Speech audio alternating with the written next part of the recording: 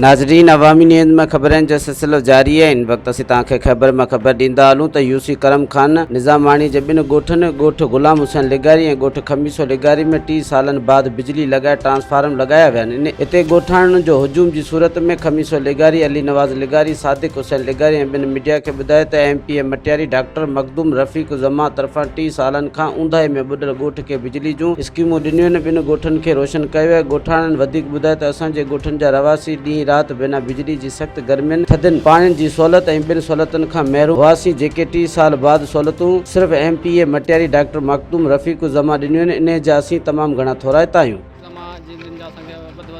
मुश्किल वक्त में 5-3 साल का अंधेरे में वेठा लाइट की रोशनी ॾेई करे सहाय कई आहे ऐं साईं फ़ख़्र ज़मा जा लख लख थोरान ऐं वैसे अलावा आपन जा वध खां वधि थोरान जॾहिं बि असांखे मुश्किल वक़्तु ॿियो असांजे रफ़ीक ज़मा साहिबु, साईं फ़ख़्र ज़मा साहिबु ऐं रईस अलावा आपन साहिबु उन वक़्तु फिलफोर असांजा मसइला हल कया आहिनि। बेशक राति जो 12 बजे बि असांखे को मसइलो थियो आहे त उन फिलफोर ऐं हंगामी बुनियादनि ते मसइला हल कनि। असां उनजे वधि खां वधि शुक्रगुज़ार आहियूं। असांखे बि जॾहिं उहा राति जो 12 बजे को कॉल कंदा त असां उनजे कॉल ते लबैक कंदा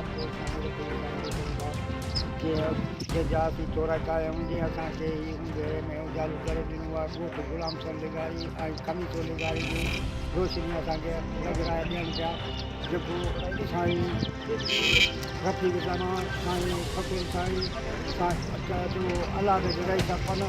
इन जा असां शुक्रगुज़ार आहियूं जंहिं असांखे लाइ लॻाए ॾियनि पिया ऐं उधारे में उजालू करे ॿियनि ॻोठनि जी मदद कनि। रफ़ीक ज़मा जा तमामु घणा थोराइता आहियूं। जीअं असांखे इन टाइम में बिजली लॻाए ॾिनी आहे ऐं उधारे ॻोठ में सोजरो पियो त खमीसो ॻोठ लिगारी में ऐं ॻोठ गुलाम हुसैन लिगारी में हुनजा असां तमामु घणा थोराइता आहियूं। मज़ीद खबरों और तफसीलात के लिए विजिट करें हमारी वेबसाइट www.awamiNewsHD.com।